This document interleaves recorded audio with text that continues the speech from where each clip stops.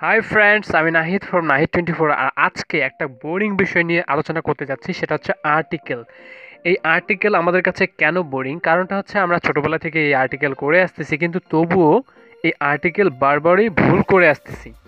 আসলে আমাদের ভুল করার কারণটা কি? ভুল করার কারণ হচ্ছে আমরা প্রচুর পরিমাণে নিয়ম শিখতেছি, নিয়মকানুন শিখতে শিখতে বেসিক জিনিসটা হারাই ফেলতেছি। আর বেসিক জিনিসটা কিভাবে স্ট্রং করা যায় সেই বিষয়ে আমি আজকে আলোচনা করব এবং সেটা তোমাদের সাথে শেয়ার করব।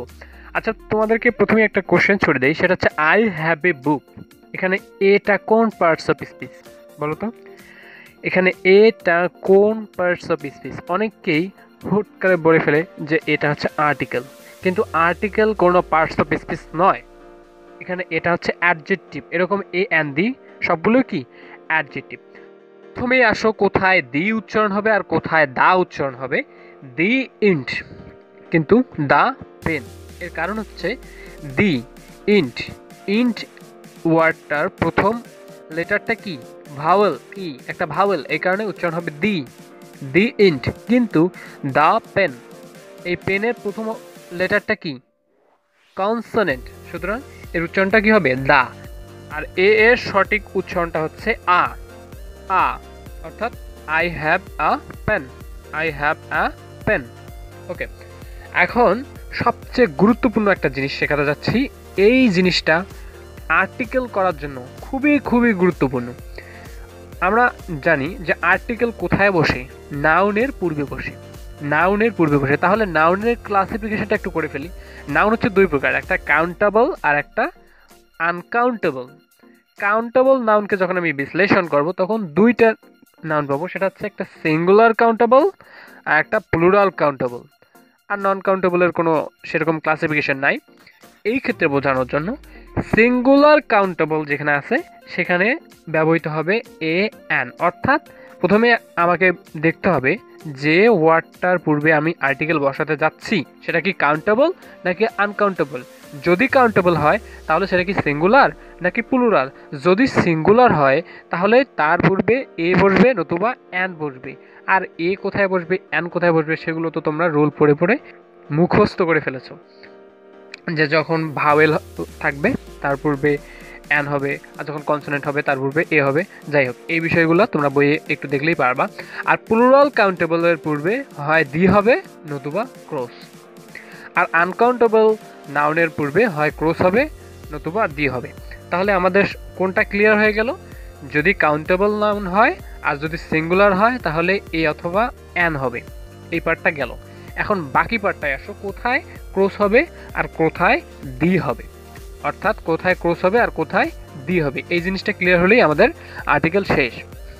ওকে, এখন আনকাউন্টেবল নাউন চেনার উপায়গুলা আমি আমার দ্বিতীয় পর্বে খুব ক্লিয়ারলি বোঝাই দিছি। এখানে একটা নতুন জিনিস বোঝাতে যাচ্ছি, সেটা হচ্ছে পৃথিবীতে যে সকল জিনিস একটি মাত্র সেগুলো হচ্ছে আনকাউন্টেবল। যেমন আর্থ, আর্থ পৃথিবী একটাই, এই পৃথিবী নামক উপগ্রহটা একটাই, সুতরাং এটা হচ্ছে আনকাউন্টেবল নাম।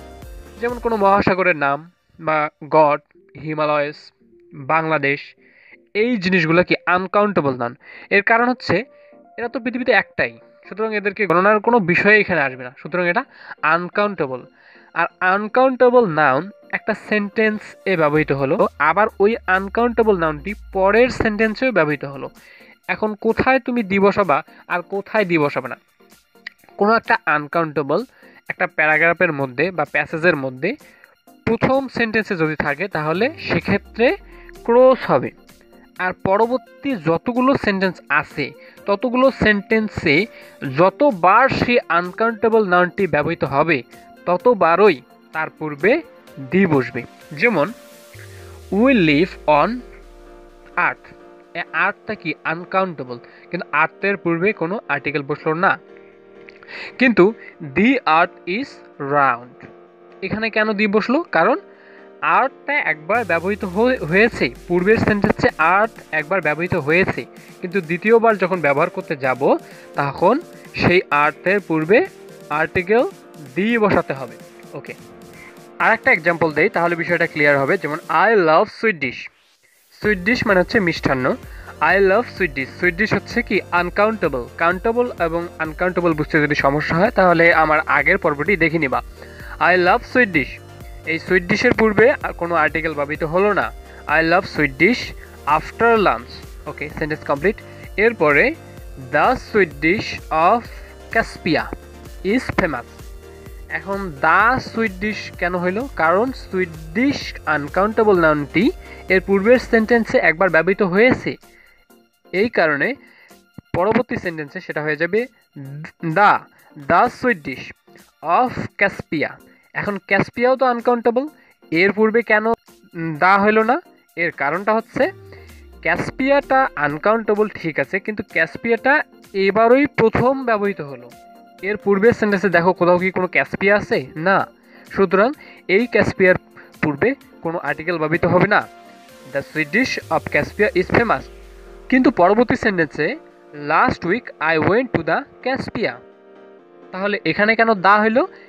এর কারণ হচ্ছে এর পূর্ববর্তী সেন্টেন্সে দেখো ক্যাসপিয়া ওয়ার্ডটি আছে, এর পূর্ববর্তী সেন্টেন্সে ক্যাসপিয়া আনকাউন্টেবল নাউনটি রয়েছে, এই কারণে পরবর্তী সেন্টেন্সে সেই ক্যাসপিয়ার পূর্বে দা ব্যবহৃত হবে। অর্থাৎ কোনো আনকাউন্টেবল যদি সর্বপ্রথম ব্যবহৃত হয়, কোনো একটা প্যাসেজের প্রথমে ব্যবহৃত হয়, তখন তার পূর্বে কোনো আর্টিকেল ব্যবহৃত হবে না, কিন্তু তার পরবর্তী যতগুলো সেন্টেন্সে সেগুলো ব্যবহৃত হবে দা দিয়ে শুরু হবে, তারপরে ব্যবহৃত হবে। অর্থাৎ দা তারপরে সে আনকাউন্টেবল, দা ছাড়া সেগুলো ব্যবহৃত হবে না।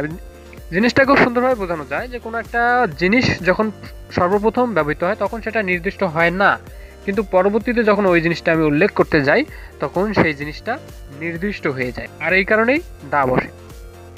সুতরাং সর্বপ্রথম আমাকে একটা প্যাসেজ পড়তে গিয়ে দেখতে হবে সেটা কি কাউন্টেবল নাউন নাকি আনকাউন্টেবল নাউন। যদি কাউন্টেবল হয়ে থাকে তাহলে সেটা কি সিঙ্গুলার নাকি প্লুরাল, আর যদি সিঙ্গুলার হয়ে থাকে তাহলে তার পূর্বে এ অথবা অ্যান বসবে, আর যদি প্লুরাল হয়ে থাকে তাহলে হয় ক্রোজ বসবে অথবা দা বসবে। আর যদি আনকাউন্টেবল নাউন হয় তাহলে তো কোনো কথাই নেই, তার দেখতে হবে সর্বপ্রথম ব্যবহৃত হয়েছে নাকি এর আগেই ওই নাউনটি ব্যবহৃত হয়েছে। যদি সর্বপ্রথম ব্যবহৃত হয়ে থাকে তখন তার পূর্বে কোনো আর্টিকেল ব্যবহৃত হবে না, আর যদি দ্বিতীয়বার বা তৃতীয়বার বা চতুর্থবার যতবারই ব্যবহৃত হোক না কেন কোনো আনকাউন্টেবল নাউন তার পূর্বে দা বসবে। ওকে, ভালো থাকো।